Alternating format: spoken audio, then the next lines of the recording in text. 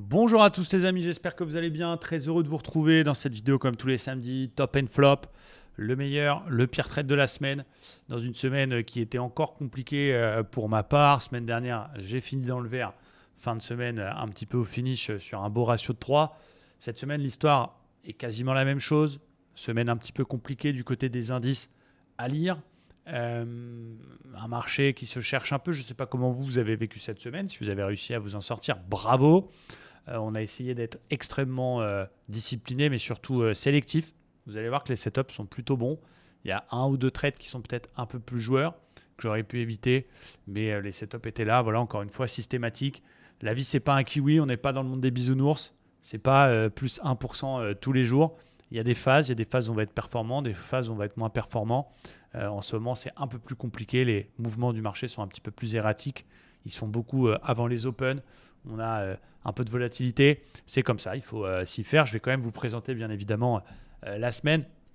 En tout cas, mes trades, il y en a 4 qui ont été pris. Il y aurait pu en avoir un cinquième, mais je vous ai raconté la petite histoire de ce cinquième trade. C'est quand même assez cocasse. Et donc, je commence ma semaine avec un trade sur le pétrole. C'est rare que je trade le pétrole. J'avais une conviction haussière sur le pétrole pour les dernières semaines. On a réussi à casser une résistance autour des 83, qui est un niveau qu'on surveille. Si vous suivez les émissions Top and Flop et surtout préparant notre semaine de trading, on en parle souvent de cette zone 83. Ça pète, on est en tendance haussière. Et mon scénario, c'est une petite consolidation sur la zone 83. On casse une résistance, on vient se réappuyer dessus pour éventuellement chercher un achat là-dessus. Et du coup, lundi matin, on voit un joli double top qui est là. Alors certes, la tendance, elle est super haussière. Certes, on vient de casser une résistance, mais puisque mon scénario, c'est de travailler un pullback sur les 83 pour pourquoi pas faire un reverse ici, je vois un double top. On connaît ces figures, c'est du classique. C'est des figures qui ont une forte probabilité de succès. On sait que c'est pas 100%. Et du coup, je rentre sur ce double top au pullback sur la ligne de coup, donc vers 85,41. Bon, effectivement, ce trade, c'est peut-être un trade à faire peut-être plutôt en fin de semaine avec un beau gain dans la besace, un petit peu bonus. Attaquer la semaine avec celui-là, il aurait pu passer évidemment, mais c'était assez contre-tendance quand même. Ça commence à bien partir et malheureusement, on a, alors que ce n'était pas au programme du calendrier économique, une news qui parle d'un ralentissement de la production de barils. Et du coup, on a un pétrole qui nous fait la bougie du Seigneur, mais là, qui me dit tout faux, qui explose sa race, mais poum, voilà, merci, au revoir. Donc, ça arrive, c'est comme ça. Effectivement, je me suis mis contre la tendance, je me suis mis contre le flux, donc ça m'a puni directement. Donc voilà, je ne vais pas mettre 5 étoiles à ce trade. Vous savez que je note mes trades de 1, c'est tout pourri, 3 moyen et 5 étoiles avec des notes intermédiaires. C'est un double top, mais je suis quand même contre la tendance. Donc voilà, ça reste un beau setup. Et s'il était passé, on aurait dit quel génie, il a pris un double top, il a osé être systématique, etc. Donc on ne peut pas mettre le résultat du trade dans la décision. Le ratio est de 3, il y a le signal. Mais bon, c'est vrai, contre la tendance, puni direct. Et du coup, je commence la semaine avec ça. Donc autant vous dire que on n'est pas très content de commencer la semaine avec ce genre de situation. Mais ça fait partie du job. Ensuite, on a un trade sur le Nasdaq. Pareil pour la session de mardi, on fait abstraction du pétrole, c'est pas grave, ça fait partie du jeu. On a pris une décision contre tendance, on assume. On a un Nasdaq qui est quand même sur la session plutôt mardi en tendance quand même assez baissière court terme. On est sous les moyennes mobiles, on est dans ce que j'appelle un flux baissier.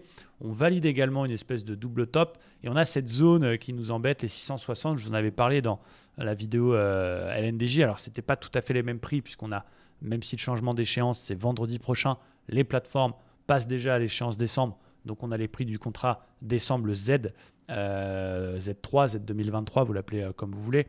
Mais en tout cas, c'était d'autres prix au niveau du Dow et du Nasdaq. Mais voilà, c'était les mêmes graphiques, bien sûr. Et du coup, j'étais plutôt dans une dynamique plutôt de suivre le flux.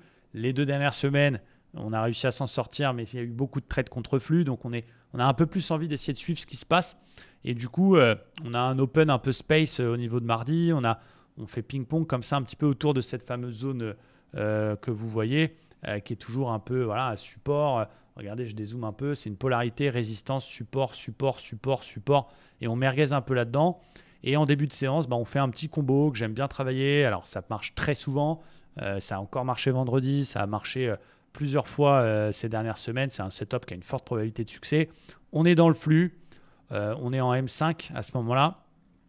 Et donc, on casse deux choses. On casse par le bas l'OPR.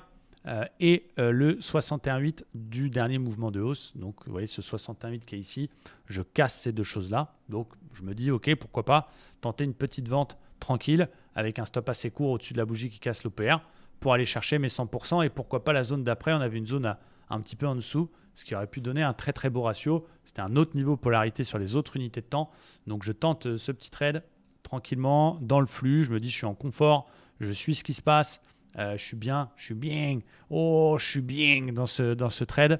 Et on est très content. J'attends évidemment le pullback sur l'OPR. Vous savez que je ne mets pas l'ordre à la clôture de la bougie qui casse. J'attends qu'il pullback, donc je mets un ordre à ce niveau-là sur l'OPR. Et donc, regardez, tout content, je dis yes, c'est parti, on met notre ordre, les gars, let's go. Ah, bah non, merci, au revoir. À peine rentré, aussitôt stoppé dans un marché. Bah là, on s'est clairement trompé.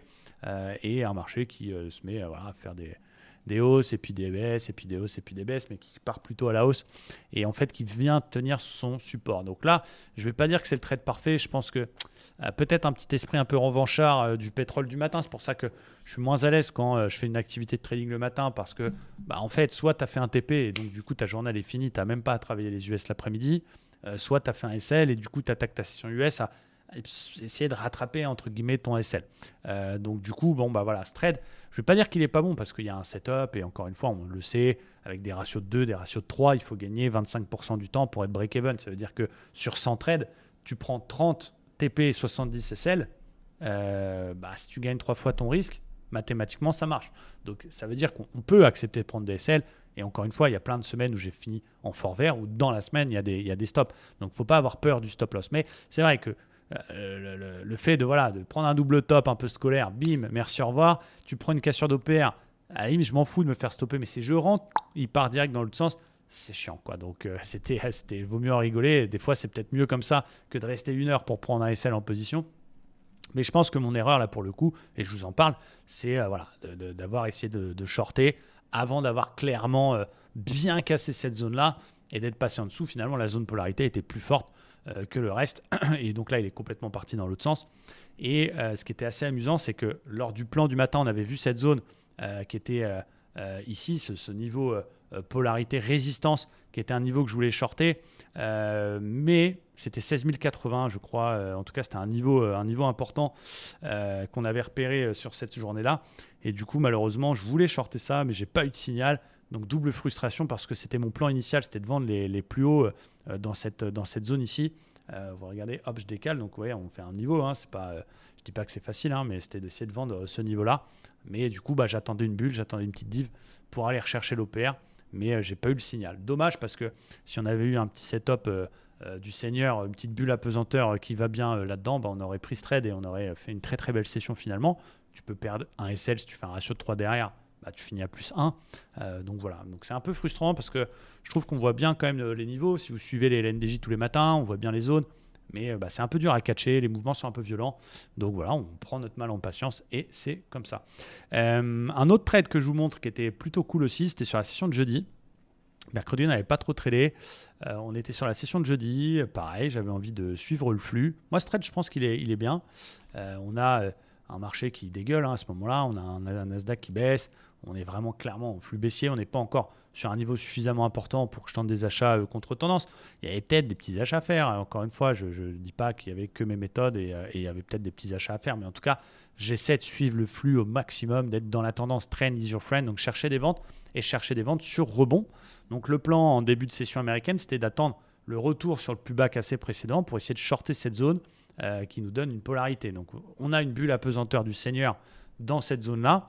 Et du coup, je prends ce trade, logique, c'est la stratégie. Ça fait partie des setups que j'utilise. Donc, je prends cette bulle, je mets un stop au-dessus de la mèche, BE sur le pullback OPR si jamais il n'y a qu'un pullback. Et puis, on va chercher la MM20 et pourquoi pas le bas d'OPR parce que s'il réintègre, on se dit pourquoi pas aller chercher le bas. On est en tendance baissière, on peut continuer la tendance. Donc, on a potentiellement un ratio de 5 sur ce trade donc qui remet l'église au milieu du village et qui nous permettrait de finir sur une très très bonne note et faire plus 2 pour la semaine. Donc génial. Du coup, je suis content, je prends ce trade. Il part bien, on est assez vite break-even. Donc on vient chercher le haut d'OPR. Je suis très content, pas de drawdown, parfait. On réintègre l'OPR sur la bougie d'après. Donc là, je me dis c'est parti. On va aller faire, tu vois, l'idée c'était pas de couper sur la MM20, c'était vraiment de laisser couler quitte à se faire reprendre BE pour aller chercher le bas. en protégeant les paliers, protéger le ratio de 2 au ratio de 3, le 3 au ratio de 4. Et je me dis, ça y est, on va faire un beau trade, on va faire un beau ratio de 5, ça va être génial.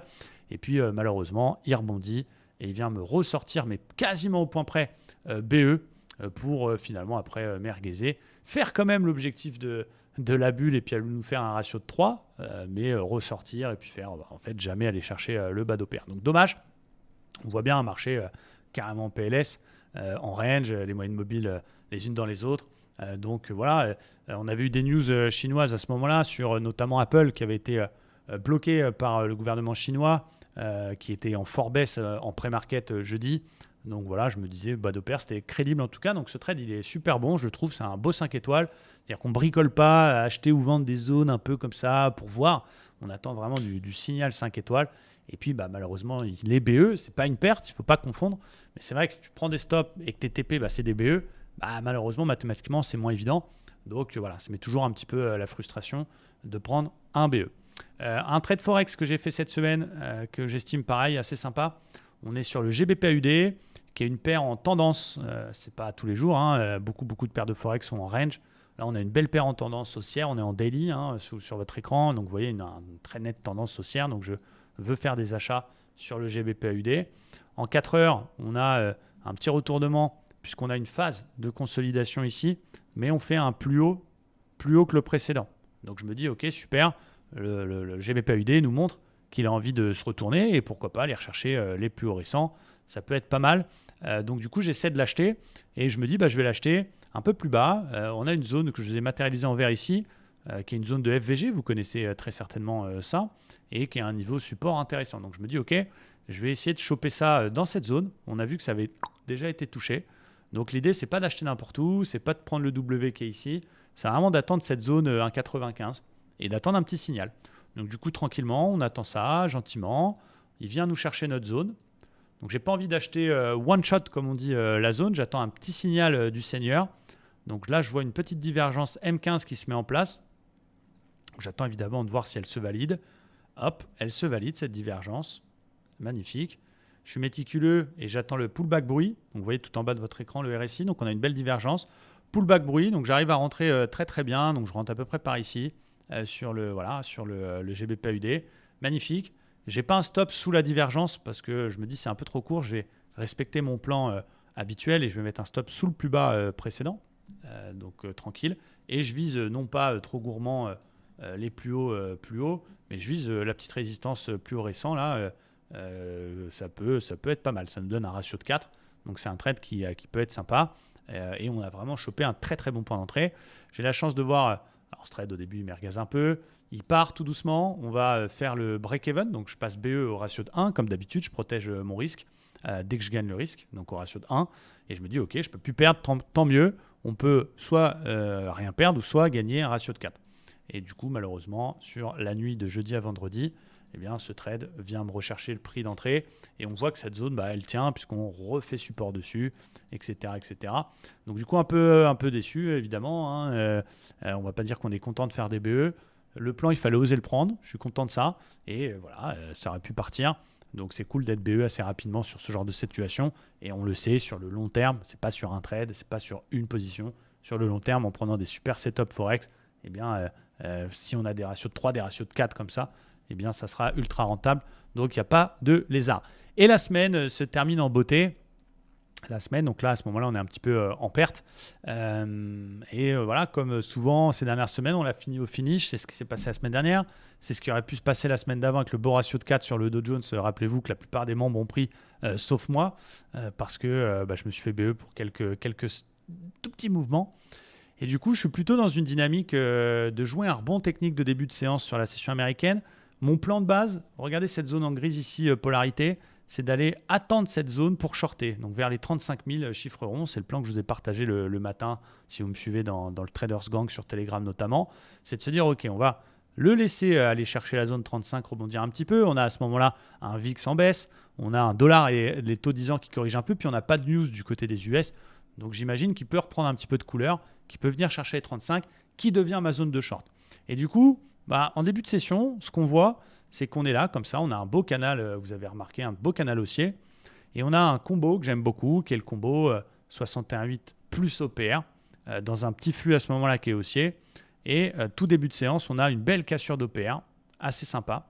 Donc je me dis, ok, j'aimerais choper un petit achat, pullback OPR pour aller chercher mes 35, mais en sécurisant sur ce trade au 100%, c'est-à-dire je fais OPR tout 100%, je m'en vais avec mon ratio, et si dans 35 on fait un beau signal de retournement, je fais le reverse.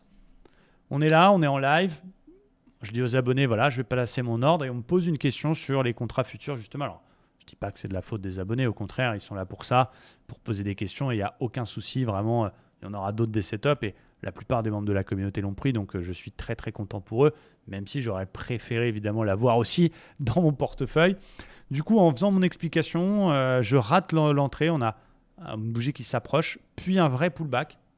Donc voilà, je suis là, blablabla, blablabla, blablabla. Je vois pas le pullback et ça part comme une balle. Donc l'idée, c'était de mettre un stop à 30 points, pas sous la bougie qui casse parce que c'est un peu court, mais de mettre un stop à 30 points, un petit peu en dessous, pour aller chercher un ratio de 2, 2,5, je crois que ça donnait exactement pour les 100%. Et du coup, blablabla, blablabla, blablabla, et bah merde, on est déjà BE. Et puis derrière, il va tranquillement, sans aucun drawdown, nous faire un ratio de 3. Et donc j'ai un peu les boules parce que je ne suis pas dedans, même si ma petite consolation, c'est que la plupart des membres en live l'ont pris et je suis fier d'eux et je suis quand même trop content et ça me calme un petit peu ma frustration. Mais voilà, c'est aussi l'avantage de faire ces formations, de faire des lives, de faire du coaching. Effectivement, quand tu es comme moi, ça te permet, je ne l'ai jamais caché, d'avoir un revenu supplémentaire, de diversifier les revenus en monétisant ses compétences et puis de ne pas être tout seul devant l'écran, de devoir montrer l'exemple, donc d'être aussi plus carré dans son propre trading. Et puis d'échanger, de ne pas être tout seul, je pense que c'est vraiment génial. Mais puis effectivement, là pour le coup, le fait d'expliquer un truc, j'ai raté mon entrée et c'est pas grave, encore une fois, il y en aura plein d'autres. Et j'ai envie de dire que essayons de toujours voir le verre à moitié plein et pas à moitié vide. C'était un trade 100% dans notre setup qui a marché et qui ne peut que nous donner plus de confiance pour la semaine prochaine. Mais bon, il m'aurait permis de finir la semaine en fort vert au lieu de la finir en léger rouge. Et c'est comme ça. Donc je termine en petite perte cette semaine, je l'assume. Des décisions, voilà, on va dire, on a deux vrais très beaux setups qui sont la bulle et ce 61.8, dont un dont je ne profite pas, et puis un trade pétrole qui n'est pas ouf, parce que contre-tendance, mais qui aurait pu marcher, mais voilà, qui est peut-être encore une fois un trade que l'on fait peut-être plutôt fin de semaine, quand tu es à plus 2, plus 3, tu te mets un petit 0,5 sur la table au cas où. C'est un peu plus safe de prendre ce genre de trade dans cette situation. Et puis un Nasdaq qui n'est pas un trade faramineux dans le sens où, ok, le setup il est bon, mais j'ai fait malheureusement un peu abstraction de la zone bas de support et du coup je suis sanctionné. Donc voilà, un peu déçu forcément, mais ça fait partie encore une fois de notre activité. Non seulement tous les setups ne peuvent pas faire des TP, et puis il faut accepter que des fois le marché est un petit peu plus compliqué, des fois tu es un peu moins performant, des fois voilà, tu dois faire un peu plus attention aux zones. C'est toujours un marché un peu frustrant. Je ne sais pas comment vous vivez les choses. Peut-être que vous avez fait un ratio de 19 et puis vous en êtes très bien sorti et je vous félicite. Voilà, on reste quand même sur des semaines qui sont un peu complexes avec la Fed au jour le jour, des grosses hausses, des grosses baisses, un peu plus de volatilité dans les OPR. Donc voilà, il faut l'accepter. Il ne faut surtout rien lâcher. Je tenais évidemment comme d'habitude à vous faire ce top and flop et vous partager et mon sentiment et ma vision et ma façon d'aborder ce genre de semaine. Et puis voilà, on travaille encore dur. Ce week-end, on va bien préparer la semaine prochaine. Et puis, on va s'atteler à faire du très très beau. J'ai quelque chose qui démarre lundi. Les abonnés savent quoi je parle. On va envoyer du steak. Je vous en parlerai un peu plus tard sur la chaîne. Merci en tout cas à vous tous de regarder les vidéos. Voilà, je vous laisse et je vous souhaite un très bon week-end. Ciao, ciao!